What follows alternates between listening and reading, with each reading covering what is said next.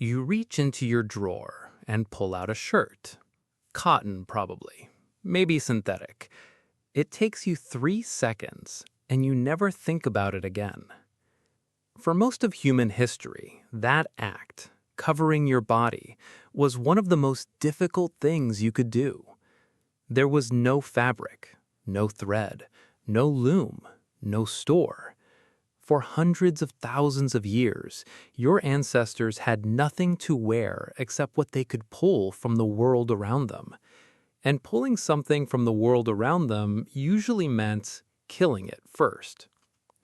So what did they actually wear? The answer is stranger, more sophisticated, and far more violent than you might expect. Modern humans, Homo sapiens, have existed for roughly 300,000 years. For most of that time, no fabric existed anywhere on Earth, not a single thread.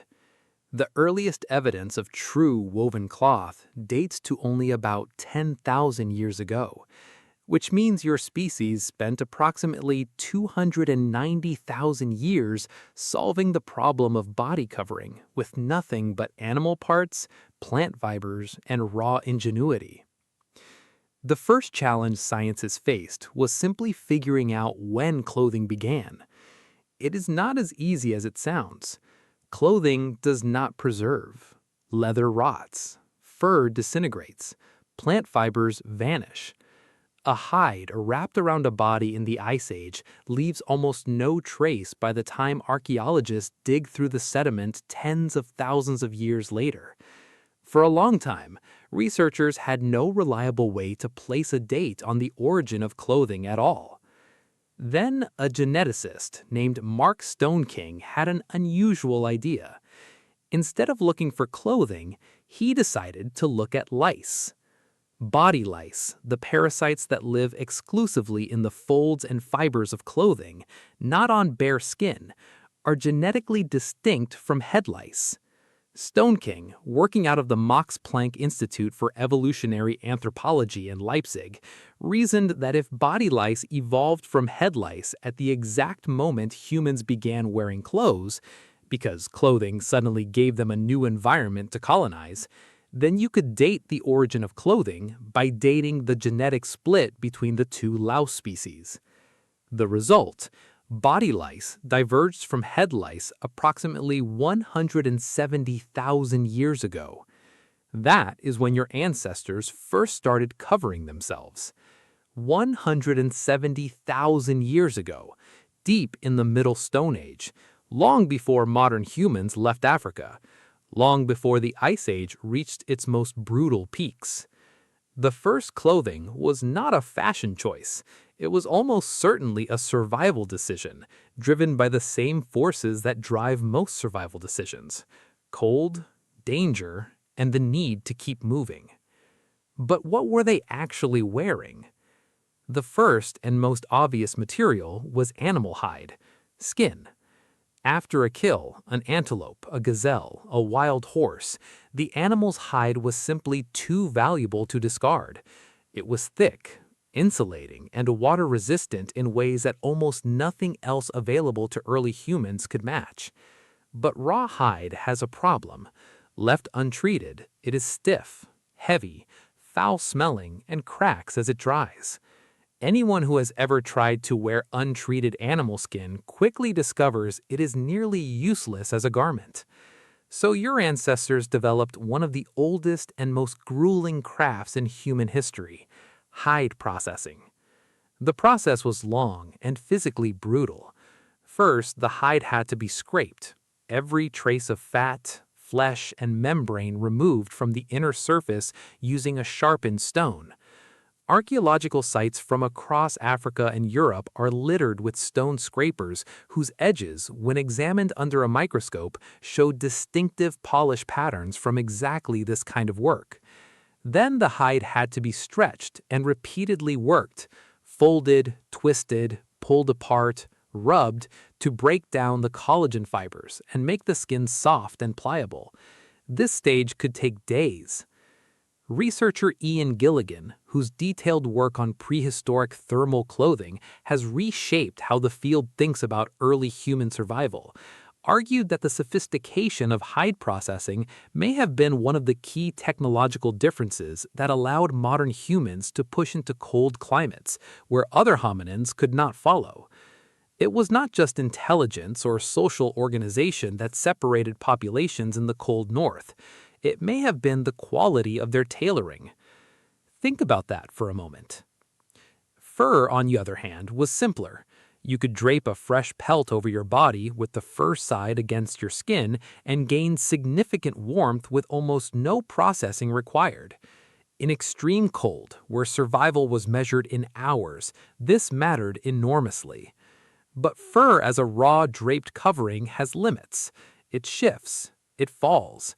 It exposes you to the wind at the worst moments. The solution to that problem appears clearly in one of the most remarkable burial sites ever excavated. The Sungir site, located near Vladimir in Russia, dates to approximately 34,000 years ago. Archaeologists uncovered the graves of 2 children and an adult man, buried with extraordinary precision and care. Covering their bodies were more than 10,000 small ivory beads, each one hand-carved from mammoth tusk, perforated with a stone drill and polished smooth. The arrangement of those beads, mapped carefully during excavation, reveals something astonishing. The beads trace the outlines of a long-sleeved upper garment, trousers, and what appear to be boots. Not draped, not bundled, constructed, fitted, stitched together. This was tailoring. The people at Sungir were not scrambling to stay alive by wrapping themselves in pelts. They had developed a complete system, a vocabulary of materials, tools, and technique that allowed them to engineer garments for specific body parts in specific cold conditions. The boots alone represent a level of craft sophistication that most people never associate with the deep human past. And those 10,000 beads? Researchers estimate the total production time for the beadwork alone was somewhere between 7,000 and 10,000 hours. No one invests that kind of labor purely to keep a body warm. These garments were signaling something: status, identity, belonging, a way of announcing to everyone who looked, this person mattered. But let's go back even further. Before processed hide, before stitched garments, before needles of any kind. In warmer climates, across equatorial Africa, Southeast Asia, and the coastal edges of the ancient world, your ancestors had a completely different toolkit. Bark, specifically the inner bark of trees like fig, breadfruit, and mulberry, which could be soaked in water, beaten flat with grooved stones, and dried into a rough but flexible sheet. Bark cloth is not woven fabric, but it functions similarly. It can be draped, folded, tied, and cut to shape. Archaeological evidence for bark cloth production tools, stone beaters with distinctive ridged striking faces, has been found at sites across Central Africa and Southeast Asia, dating back tens of thousands of years. There were also plant fibers. Grass, reeds, vine, and twisted leaves could be braided or knotted into rough coverings, especially useful in tropical environments where the main purpose of clothing was not warmth, but protection. From insects, from sun, from the constant abrasion of moving through dense brush and thorns during a long day of foraging. And here is something that genuinely surprised researchers when the evidence first emerged. In 2000, archaeologist Olga Sofer, while studying a collection of Ice Age Venus figurines, the small carved female figures found at dozens of European sites and long assumed to be purely ritual or symbolic objects, noticed something almost invisible. Fine incised lines across the upper bodies of several figurines appear to represent woven fabric. Caps, belts, string skirts, and band-like garments with a weave pattern too precise and regular to be accidental. These figurines date to between 20,000 and 27,000 years ago. That pushes the evidence for textile knowledge back far earlier than most researchers had expected. Weaving, it turned out, was not a gift of the agricultural revolution. Your Ice Age ancestors already understood the logic of interlaced fibers. They just had not yet scaled it into the industry that would eventually clothe the world. So let's place you inside a specific moment.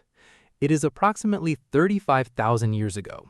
You are somewhere in what is now southern Europe, moving with a group of about 20 people across a landscape of open grassland and scattered pine.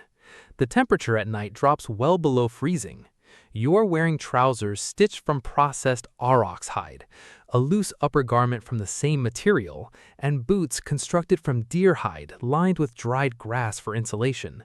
The seams are held together with strips of sinew, threaded through holes punched with a bone awl. Around your neck is a string of shells and carved beads, some made by you, some given to you, some passed down. Your clothing weighs less than 3 kilograms.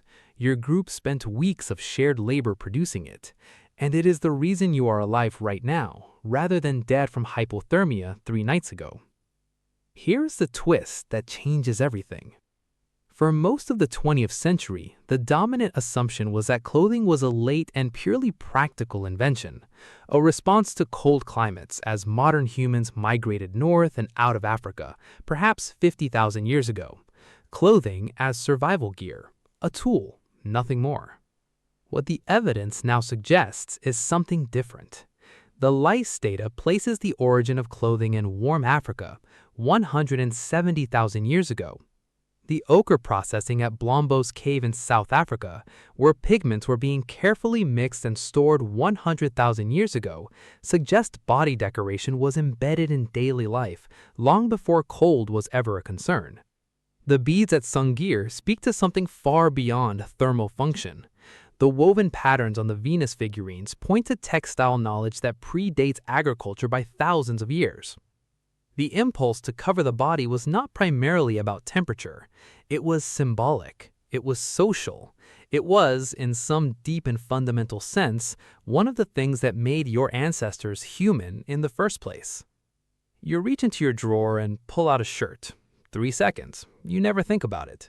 But the need behind that gesture, to cover yourself, to signal who you are, to look like you belong somewhere in this world, that need is at least 170,000 years old. You have never stopped wearing what your ancestors invented in the dark.